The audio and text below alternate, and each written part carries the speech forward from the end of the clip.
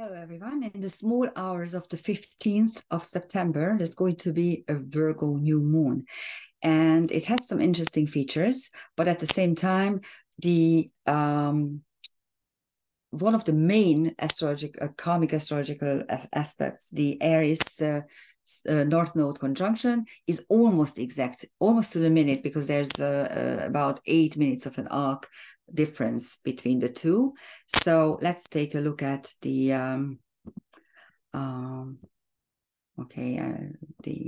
chart. Here it is. As you can see, it's at 2:40 London time. And you can actually adjust wherever you are. You can adjust the timing according to your own time zone. And I gave the title of this video, Virgo New Moon on the Tail of the Celestial Lion, because Denebola, fixed star Denebola, is the tail. Let's talk first about this fact that Denebola is prominent. First of all, the whole constellation Leo is about sovereignty, about rulership, about how you're reigning, how you are ruling your nation, your country.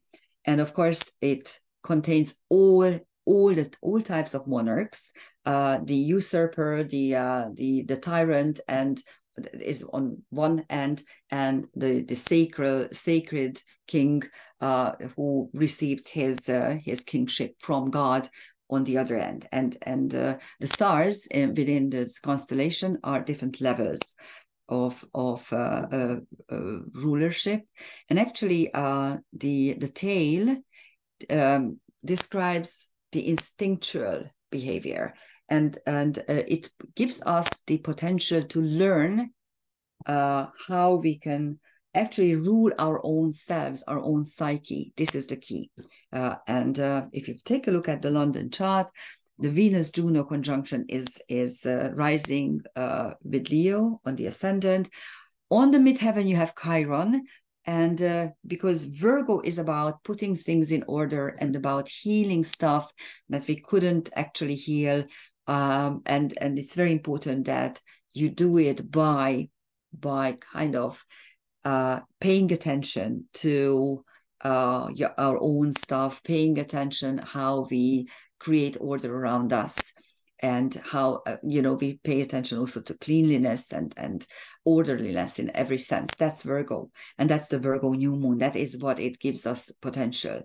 And the fact that in the past couple of weeks, Chiron was prominent, because first it was there was a trine between the Sun and Chiron. Then there was the bidirectional quincunx. It also rules Virgo in karmic astrology. So Virgo's ruler is Chiron. And on the midheaven, you have Chiron, very prominent in your future. It simply means that this putting things in order and healing as much as we can is actually in effect. It's still an ongoing process. And I watch a lot of news in the States and also in England, because I'm interested in what's going on there. And people are somehow waking up after 2 years of total COVID tyranny, which was absolutely unheard of and absolutely unnecessary. And another 2 years of war. Isn't it miraculous how Putin did away with the virus? You don't hear it. And now that the war is winding down, kind of, and people are simply tired of catering for the needs of Ukraine, all of a sudden you hear talks about mask mandates again, and this WHO mandate that they want to seize the power to be able to tell when there's a pandemic, and then what measures nations have to do. And it will be a must, and there will be mass surveillance by which they will implement these. I mean, it's total tyranny. This is what is done for us. And another thing is very interesting, that I don't know whether you heard about the C40 group. This is about 100 big cities. Most of them are in the States, admittedly, but some are also in Europe. Warsaw, poor idiotic Polish people. I love the Polish, but they really turned into idiots. Anyhow, the Polish mayor of Warsaw, which is the Polish capital, is of course a liberal, and he enlisted Warsaw into this group, and it means that by 2030 you will not be able to eat meat and dairies, so there will be no dairy, no meat. You will only be able to buy new garments 3 times a year, even if you need a winter coat or a pair of shoes, and you won't own a car because it will be absolutely forbidden. And you will only be able to travel or fly by plane only every 3 years and only for 1,500 kilometers. Now, if this is going to be implemented, this is total tyranny and total madness. And let me tell you, I lived in such country, okay? Half my life I spent in communist Hungary. So this is what we had. This is what we had. But even the communists allowed us to have our own houses and allowed us to have our own cars if we could pay for it, if we could, put together the money. And usually a family had one car. It was driven by the man, of course, the husband. And I remember in the 90s that all of a sudden we had a little bit more money, and all of a sudden women started to buy cars as well. And it is my generation who actually got a license, because 2-3 years older, someone just didn't feel the need because they could not buy a second car in a family. So this is what's coming back. This is what is planned for you guys in the West. And since we already lived through it here in the East or in the Central Europe, we know what's coming. So be careful. But anyhow, this particular new moon, Virgo new moon, is always about putting things in order. Soon there will be the autumn equinox, and it will actually effectively start the dark circle, the dark half, when people needed to somehow survive. And the new moon, the Virgo new moon preceding this moment, was the new moon where you can actually the last step before the dark half circle, we could put things in order. You needed to put the crop into your pantry, into your larder. You needed to clean everything and put away stuff that you will need actually for the next couple of months. So Virgo is about putting things in order. And if you take a look at the 3 earth signs who are the most practical, most down to earth, most rational, because they use the senses. The problem for Virgo is precisely this, that his reality and the outside reality are not always reconcilable. What simply means is that our human senses are not very fine-tuned, and what we observe through them or perceive through them is not the total complete reality. So Virgos are very critical and very fussy about stuff, simply because what they realize is that they are unable to get the scope of reality around them. That's their problem. So that's the Sun Moon conjunction there on the cusp of the 3rd house in the London chart. As I said, Venus Juno is rising. The Vesta Austria conjunction is almost exact, and the Aries North Node conjunction is exact. And this particular new moon is about the fact that this is the year when our world is completely being disrupted, Aries, drastically altered outward circumstances, but the North Node is there, suggesting that you need to pay attention to this, because yes, this is something that we need to live through in order to kind of escape this complete tyranny and go back to normalcy. We simply need to pay attention to drastically altered outward circumstances around us. And the midpoint structure with Uranus, Jupiter, and Sedna is exact on that moment. We are going to look at it in a minute. But here is Leo, the constellation Leo. You can check all the stars. And here is Denebola, which is you can see aligned only, yeah, conjunct when you look at the astrological degree, because they are exactly on the same degree, 21 degrees Virgo, 21, 22 degrees. But as you can see, the moon is above the ecliptic a little bit, and Denebola is about 12, 13 degrees from about 13 degrees from the celestial equator, and this is the Denebola is the tail of the celestial lion, showing the instinctual level of sovereignty. And here are the mixed point structures I wanted to show you. First of all, this Uranus on the Jupiter Sedna midpoint has been there. I spoke about it a couple of times. It is now exact to the minute, to the second.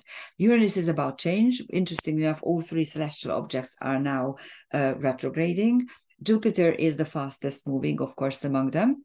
And Uranus is about chaos, anarchy, and change. Change, which is either complete chaos or something that you implement in your own life, and then you can actually be on top of it, or they are forced upon you. And from time to time, we have those outward revolutions, which the mob, the cretins, are of course doing, because these are the people who will never be successful, who are incels, who are no good people, and they are very, very, very angry and envious of your successes, and these are their moments, because they can take away everything you own and also your life.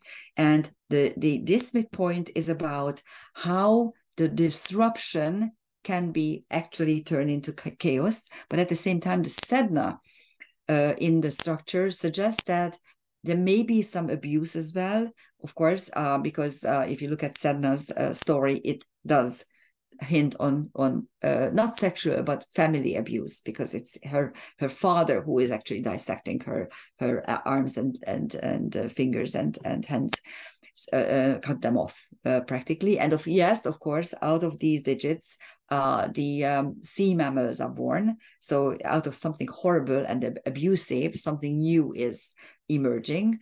But whether we like it or not is another question. And we are being abused at the moment. We, the people, are being abused. So actually, if you are strong enough and courageous enough, you can do something with this situation. You can implement the change yourself to go back to normalcy, to go back to those laws, universal, eternal laws that we have known for centuries and which worked for centuries.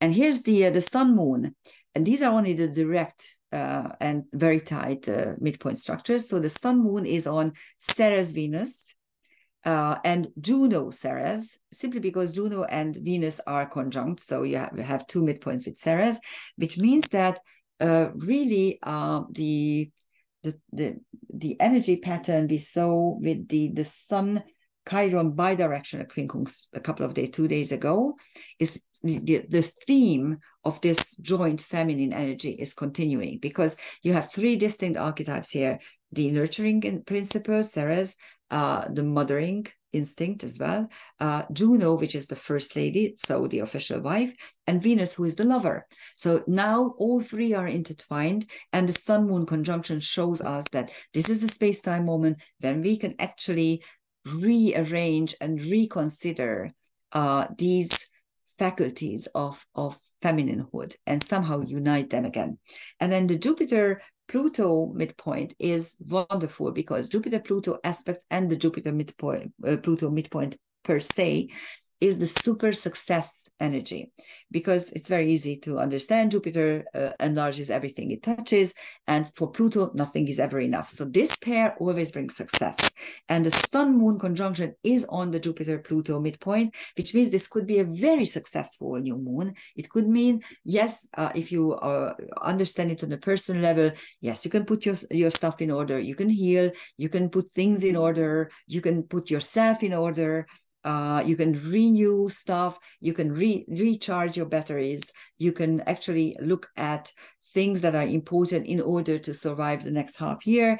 but at the same time, you can also concentrate on higher levels, universal levels even, but especially take a look around yourself and put yourself and your surroundings and your family in order.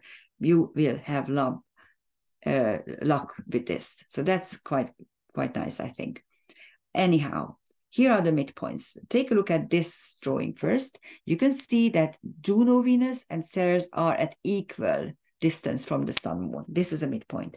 And then Jupiter and Pluto are also at equal distance.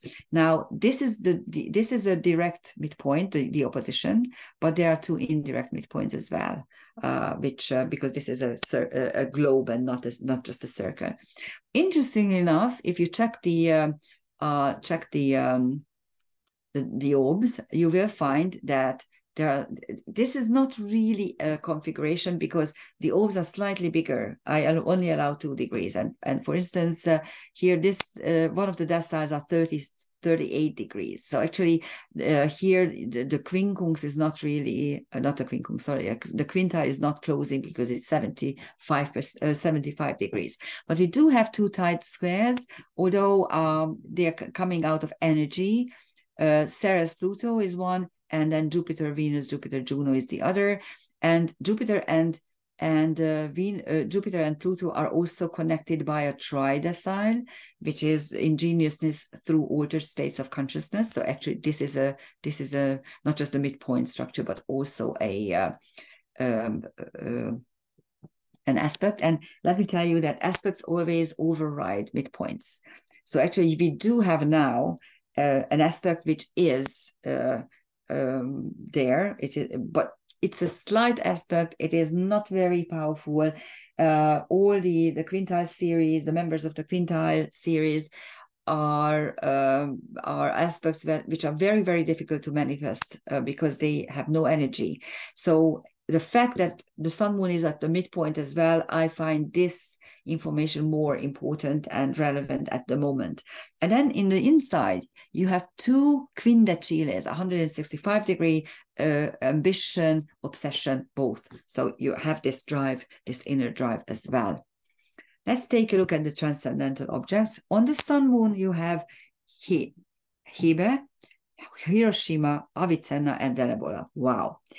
Hebe is youth, the goddess of youth. And this means you, my dear, you who are, all of you who are young, who don't have enough life experience yet to decide what to do and to discern evil and good. You need to understand that it is your future that is taken away at the moment, and the only people who can help you are the old people who you may despise. Don't do it, please, because there's Hiroshima, complete destruction, Avicenna, complete healing, quite interestingly, and then Denebola, the instinctual reign of things and yourself.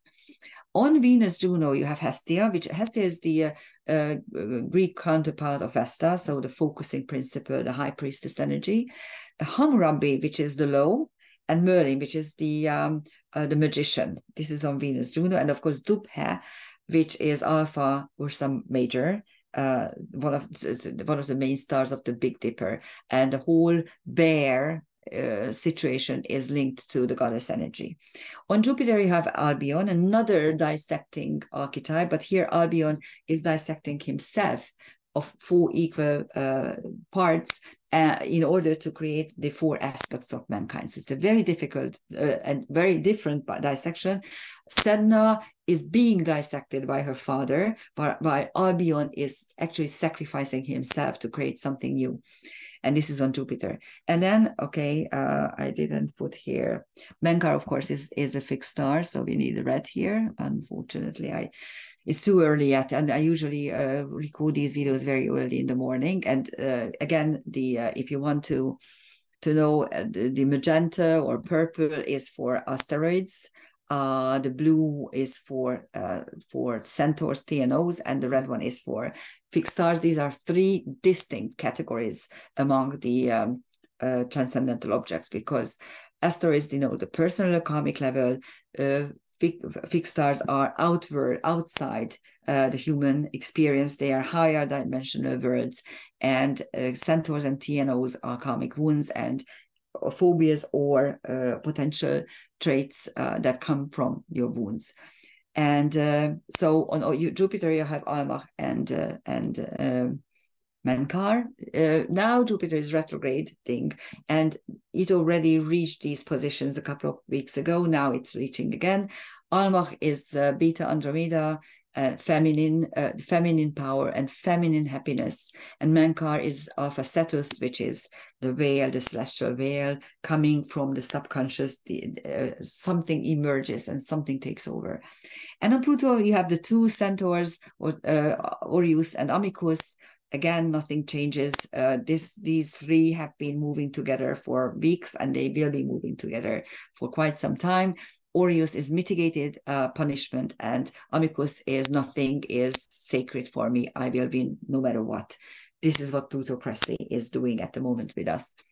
And on Ceres, you have again the same that a couple of days ago, Tyr, the war god, Demeter, which is Ceres's Greek counterpart, the same nurturing principle, and Hauma and Elatus, two centaurs or TNOs.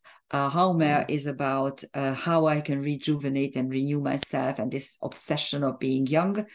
And Elatus is a strange centaur because it describes how your work, your ego is important to you, and this can grow into something that I will succeed anything. I will not fall into any pit, and when you do, you don't understand why.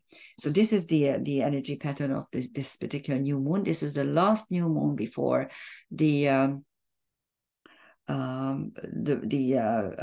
fall equinox or autumnal equinox, and it is about putting things in order, understanding how the world is changing around you, doing something about it. Let me tell you, you probably know how or notice how food became very, very expensive everywhere, all across the board, outrageously expensive. You may wonder why. It's not because of the farmers. It's because of the big corporations, the giant major corporations, who simply decided to raise the prices because they can, because we will pay double for something that we like or we need. And the other reason is because they are constantly shutting down the potential to grow stuff. Here in Hungary, for instance, from the 1st of November, we won't be, this is not a Hungarian rule, this is an EU rule. We will be unable to buy pesticides and stuff with which we can grow. It's very important to use pesticides, and especially about fungus and certain pests. But we won't be able to buy it just by ourselves. You need a gardener with a so-called poison book, like a booklet that has what he actually buys. And I'm sure after a while, when he buys too much, because he has me and someone else, they will say, oh, you are using too much, you are not allowed to. So this is what's happening. This is what will happen in broad daylight in front of us, that our potentials for a decent life are kind of shutting down and kind of not allowing us the way to live the way we want to live. Soon you won't be able to eat meat, you won't be able to eat dairy, and you will be forced to eat insect protein. Think about it. We are going to be forced to eat cockroaches. Okay, we are 1 second away from it, and it's the whole thing is horrible. And this is to save the planet, really, for what? For what? You don't want to save the people? This is ridiculous. The whole thing is ridiculous. And I'm just wondering what will happen, because normal people won't allow this. So there will be some big riots. Watch me say that. Okay. Thank you for listening, and happy new moon. Bye.